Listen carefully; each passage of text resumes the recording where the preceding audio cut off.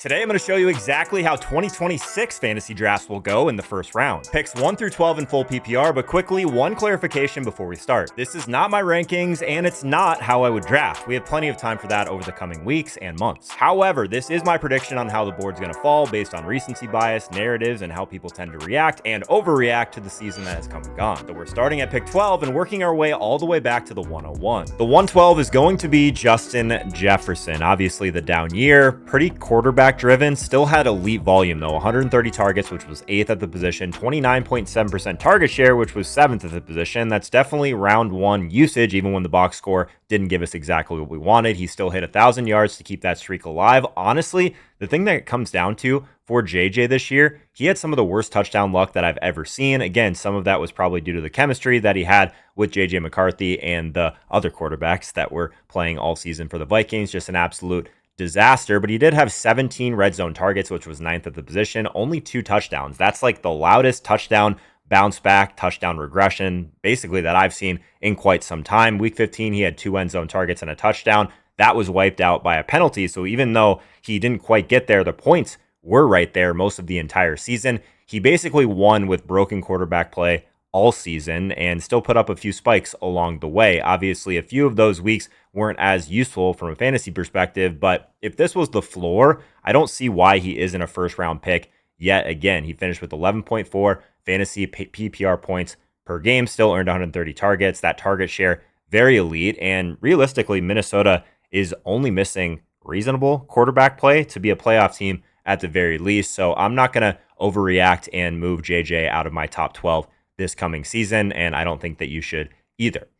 At the 111, let's talk about Jonathan Taylor. Honestly, could have been the 101 for the beginning of this past season. He's got that workhorse role absolutely locked in. Obviously, Danny Dimes goes down, and they basically skid into not even making the playoffs. Really tough end of the season, but the snap share was obviously awesome. The opportunity share was first in the NFL, 85.8%. So you're basically buying the entire Colts backfield, not a committee here. 309 carries, also first. 73 red zone touches, second in the NFL. So the weekly volume plus the goal line control that you're going to get there. Basically a first round lock from a fantasy perspective. The touchdowns have been his superpower. 20 touchdowns, first in the NFL. You're drafting basically the safest points on the scoreboard. And through the first 17 weeks, or through the 17 weeks, he was the PPR RB3, 22.3 fantasy points per game, which was third, but he didn't really have a spike week when we really needed him. Obviously, he's had a bunch of games this year where he had 3 touchdowns. In week 10 alone, 32 carries, 244 yards, and 3 rushing touchdowns. Also added 42 through the air. So the ceiling is absolutely the running back one overall. And honestly, this year, one of the best things that we saw was how active he was in the passing game. That's something we got right this year. As soon as we found out that Anthony Richardson was not going to be the quarterback, we were able to bump up that receiving production quite a bit in the early projections. That ended up really giving us a lot of Jonathan Taylor. So hopefully you're following along for some of that in the fantasy lead up last year. But realistically, the best season that he's ever had as a pass catcher. He was 7th in the NFL with receiving yards in terms of the running back position. So a true dual threat workload back, not just a runner. You definitely have a lot of safety when it comes to this type of profile. And we basically saw what the worst stretch could be. Similar, but not the same, to Justin Jefferson. This team basically completely stalled out when they lost their starting quarterback. But the split is there to where he has that elite ceiling to be, again, the top of the first round. But you can get him in the back end of the first round this coming season. Real quick, one thing that hasn't changed now that the playoffs are here is how much fun we've been having picking touchdowns. But if you want full access to my touchdown model early, go to touchdownpicks.com or hit the first link in the description. It's 100% free. Just put in your email and I'll send it over. But I'll tell you the best place to make these picks here in a second. Amon-Ra St. Brown coming in at the 110 overall next year. So I think that if we're talking about Amon-Ra, we have to touch on a few things here, right? So we have to touch on that this offense realistically is still one of the best in the entire league. And Amon-Ra, 128 first read targets, was first in the NFL. Detroit's pass game still starts with him, so the volume doesn't really just need like good game script to show up. The 157 targets was second in the NFL, 31.1% target rate, which was third. So every route is basically a chance at a target for the Sun God, which is why his weekly floor stays elite. So even with Detroit missing Ben Johnson, the outlook was still elite this year. He remained a solid weekly number one option. Realistically, what you get with Amon-Ra is one of the best floors in all of fantasy. It's an absolute cheat code. 30 red zone targets was second in the NFL, 37% red zone share, also second in the NFL. And that's why his touchdowns aren't random. They're really designed at this point, right? So the big spike that we got week 15, 13 catches, 163 yards, 2 touchdowns. And week 15, again, fantasy playoffs, when the leagues were swinging the most, you basically needed Amon-Ra to advance in some best ball formats if you didn't have Derrick Henry. Yeah, week 2. That was another one that I was kind of circling on my list here. 9 catches, 115 yards, 3 TDs. So massive ceiling, not just the floor. So it's not just the volume, it's really the elite production per route. And from a per route perspective, third in the NFL in terms of fantasy points per route. And his yards per route run, top 6 in the NFL. So he's turning routes into points. He's consistently earning targets. So he's basically doing all of this at a first round rate. He's one of those guys that you can feel really good about as one of the safest first round picks in 2026. Let's talk about CeeDee Lamb. This one's probably not quite as safe, but the volume is still absolutely elite. 26.5% targets per route run, 10th in the NFL, 94 first read targets, which was 7th in the NFL. The offense still starts with Lamb, and the whole first round cheat code thing still is active for CD, in my opinion. Even though he missed a couple weeks 5 through 7, he really didn't even need a full season to post top tier usage. And the 15.3 fantasy points per game, top 10, even in a down year. So his weekly floor stayed at a wide receiver 1 level. And really what we got was a little bit of volatility with how much George Pickens was able to take from the offense this year as well. But in order to really get that first overall wide receiver 1 ceiling, we are going to need CD to capture a little bit more of the touchdowns next year, which is still possible. He still had some nuclear plays, elite efficiency, his yards per route run, top 6 in the NFL, still getting a ton of explosive plays out there. The spike games kept showing up, right? Week 14, we got 6 for 121. Week 15, we got 6 for 111. Week 13, we got 7 for 112 and a touchdown. So that's the exact profile that you're drafting early because he can win you weeks. So if you basically get like the 1A, 1B split, what happens if Lamb comes back to being the entire number 1 in this offense, which could easily happen? He finished with just 3 TDs in 14 games, while George Pickens was kind of the real red zone weapon and realistically one of the bigger factors at times of this year. If Pickens isn't back, Lamb might go right back to being that 1,500-yard threat, and it's one of the cleanest kind of first-round bull cases that you can find, this type of alpha role. Obviously, the passing game is going to continue to be elite with Dak Prescott, and with the red zone usage on paper, he had some games where the red zone work kind of got squeezed a little bit. So if you can get a guy with top 10 target earning potential, top 10 points per game potential, and some proven spike weeks throughout the season, do you think that CeeDee Lamb is a pretty clear first round pick? I've got him at the 109.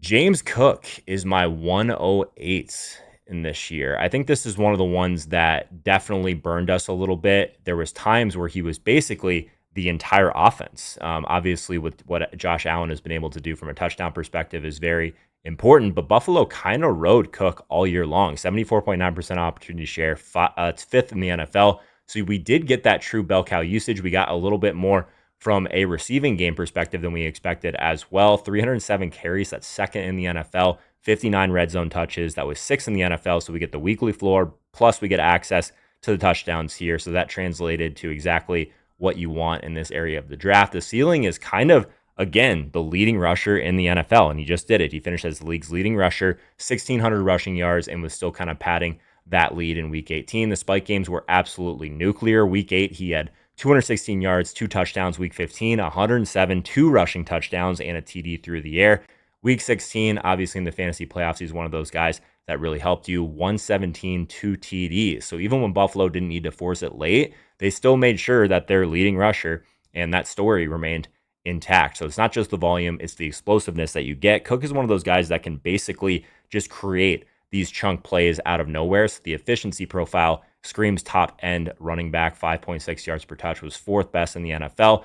4.9 true yards per carry was 6th best in the NFL. So I think that he's one of those guys that he's hard to keep out of your top 10 going into 2026. You're drafting a guy, basically you get that elite role, that opportunity share, and then again, a guy that has showed up for us in the fantasy playoffs when he was, I guess, giving us a little bit more volatility before because his role was mostly touchdowns. We basically saw him get a lot more of that elite volume that we needed to see for him to take that next step in fantasy, and I think he has absolutely done so. But if your fantasy season isn't going how you hoped, this may help. I've teamed up with DraftKings Pick 6, the official daily fantasy sports partner of the NFL, to give you another way to make game day more interesting. Here's exactly how it works. You just pick more or less on 2 or more player stats, passing yards, touchdowns, things like that. Then it's basically you calling how a player performs and seeing your picks come to life on every snap. And here's the part you should know. Right now, new DraftKings customers who play $5 or more get $50 in Pick 6 credits instantly. So if you're new, you play $5 or more and they drop $50 in Pick 6 credits right into your account. All you need to do is download the DraftKings Pick 6 app and use promo code HOLKA to unlock that offer. In partnership with DraftKings Pick 6, the crown is yours. Number 7. Christian McCaffrey. Obviously, there was a lot of uncertainty here going into the 2025 season, but San Francisco's entire offense ran through one guy, and that was Christian McCaffrey. Obviously, there was a ton of injuries there this year for the 49ers, but he led the NFL in touches, finished as the RB1 overall, and that's why he is once again a round 1 lock. 25.3 fantasy points per game. That was first.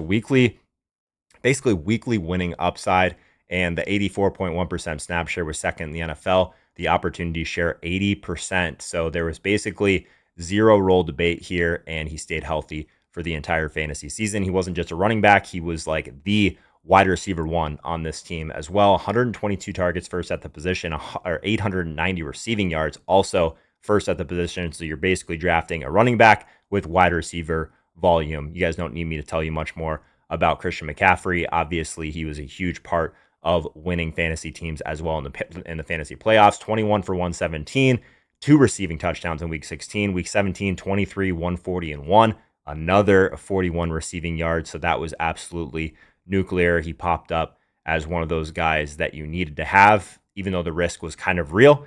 We basically have learned that if a team is willing to say that he is completely healthy going into the season, that we should listen to them, and that basically anyone can get hurt. I don't know if he was more injury prone than others, but he definitely shut a lot of that down this past year, and he's going to make his way into the top 7. I could see himself moving up even further as we continue through the offseason. De'Von Achane, number 6, just loses his head coach, so I'm hoping that doesn't limit the wide receiver and I guess the receiving volume that we're going to get for De'Von Achane. He's still going to continue to break a lot of big plays. So Achane, Christian McCaffrey, I think we're kind of splitting hairs here at the middle of the first round. But with Achane in particular, we get the running back volume, the wide receiver usage, very similar, but the weighted opportunity share was very elite as well. 85 targets, 4th in the NFL. 70.8% opportunity share was 3rd in the NFL. He was basically the entire offense, and he was fully game script proof. Even in kind of a collapsing offense, his floor was basically 5+ catches per game, and that's kind of how you survive a bad environment, but he was still scoring touchdowns at an elite rate as well. The efficiency bounce back was absolutely real. It's something we talked about going into the season. He had the explosive rating of 130, which was 1st in the NFL, 24 breakaway runs. So we get that massive upside for big plays. He doesn't need perfect blocking also to kind of give you that elite ceiling. That elite kind of game-breaking ability is something that I don't think is going away, and he's a little bit younger than McCaffrey at this stage as well. So 305 touches while the offense was kind of dealing with bad quarterback play. And in the fantasy playoffs, week 15, he went absolutely nuclear for us as well. So top 4 in targets, 1st in explosion. I think he gives you a ton of upside. So I think if you're going to basically be in the middle of the first round, and I would be shocked if Achane falls much further than the 6th pick overall. Jackson Smith-Njigba. This is one we were all over going into the season. You're not going to get him in the 2nd round ever again. He was the wide receiver 2 overall at age 23. So 21.6 fantasy points per game. That was 2nd in the NFL as well. Already played like a round 1 wide receiver. Obviously a round 1 cheat code for us in 2025. 1,709 receiving yards, 1st in the NFL. 113 catches, 3rd in the NFL. 10 touchdowns. That was 3rd in the NFL at the position. So it wasn't like a fluke spike. He basically did it all season long. He had some absolutely elite target per route run numbers and historic target per route run numbers in the first half of the season. Cooled off a little bit, but still got there for us when we needed him the most. 36.2% target share, 1st on 155 targets, 4th in the NFL.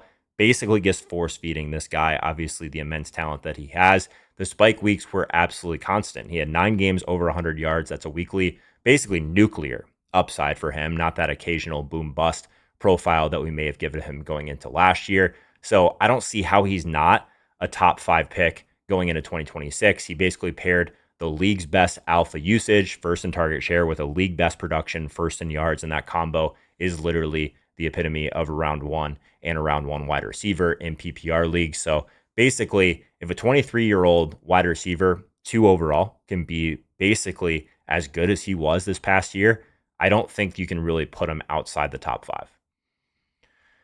Jahmyr Gibbs at number 4. There was a lot of really sharp people that were talking about Jahmyr Gibbs as the top 3 overall player this past year. And I think what you got was basically an every week first rounder in terms of his workload, right? So we got a little bit more than we maybe expected, 274 weighted opportunities. So that's 4th best in the NFL, 62 red zone touches, also 4th in the NFL. So that's the type of volume profile that you pay round one prices for. Even sharing snaps a little bit, still finished as the overall running back 1. We basically, as soon as we got the play calling moved over to Campbell, he just went absolutely crazy in the back half of the year. So he's not just a running back similar to some of these other guys. He's also a top tier receiver on his team. He had 89 targets, which was 3rd best, 74 catches, 3rd best, and 3rd most receiving yards at the position as well. So we had a couple flops in there earlier in the season. And when we needed it, he still gave us that game-breaking potential, the spike weeks, the 3 touchdown games, all of those things that you need for a top 5 player. Even in his bad games, he did still produce. So I don't see how he's not a top 5 pick going into this next season. And I think that, he's already posted 17 touchdowns. He's already kind of being framed as like a middle of the first round type of player after finishing with 18 combined touchdowns. I don't think you're drafting hope here. You're really just drafting what just happened. And I think what just happened with Jahmyr Gibbs is absolutely real. Let's jump into the top 3. Obviously, these are somewhat interchangeable. The 101 overall, for the most part of the offseason last year, was Ja'Marr Chase. So he's going to be my 103 going into the season. You obviously are going to get the target share, 175 targets, first in the NFL. He was 2nd in routes with 577. He was basically the wide receiver who never leaves the game plan. Never leaves the game plan, I should say. The quarterback turmoil here was especially impressive for what Ja'Marr Chase was able to do. He still finished with 117 catches, 1,300 yards, so top 4 in both of those categories, even with Burrow's turf toe and relying on Flacco, Browning, all of that just wasn't ideal. The volume, realistically, maybe wasn't the highest quality, but he did get elite quality usage. So 32.7% target share. Like I said, 21 red zone targets, 3rd best, and 1,400 air yards, which was really impressive as well. So I think he can still drop these massive like video game type of weeks. Weeks 15, 10 catches, 132 yards, 16 targets, 41% target share. So the offense can literally just be him only. Week 17, championship week, 2 touchdowns, 7 of 9 in terms of like, did you really, did you get the upside that you paid for last year? I would argue that you absolutely did. So I think that maybe even if last year was kind of like the floor cap version at times, he still finished 19.3 fantasy points per game, 3rd highest, with a season that didn't include his quarterback for the entire year. Let's jump into our top 2. I think it could be either of these guys. So it's either going to be, for me, Puka Nacua or Bijan Robinson. Puka Nacua is going to be my 102 to start the year. Obviously, the most bankable wide receiver volume in football, 36.7% target rate. That's 1st in the NFL. He's just earning targets at an insane pace. Overall fantasy wide receiver 1. The floor is already league-winning production. So it's not just the targets, it's how he gets them. Obviously, the yards after the catch, 1st in the NFL as well. And the touchdown upside that everyone wants to just hand over to Davante Adams. Obviously, Davante Adams scored a ton of touchdowns, but Puka still got there for us when we really needed that ceiling and still scored touchdowns when we really needed it. But let's talk about Bijan Robinson. Ended a couple seasons, won a couple leagues for me, so I got both ends of the spectrum for Bijan this past year. But obviously, what you get with Bijan Robinson at the 101, he's a wide receiver 1 in a running back's body. 100 targets, 76 catches, both 2nd among running backs. That's first-round passing game insulation, basically, built in. But the efficiency is the cheat code here. 6.5 yards per touch. That was 1st in the NFL. Every touch was doing more damage than every other elite back. 1,700 yards created. That was also 1st in the NFL. 112 evaded tackles, also 1st in the NFL. 32.2% juke rate. All of these stats, 1st in the NFL. So the spike weeks weren't just like one style, he can beat you in every way possible. So what you're drafting here is that his floor can kind of survive some of these bad game scripts because the offense basically funnels targets to him.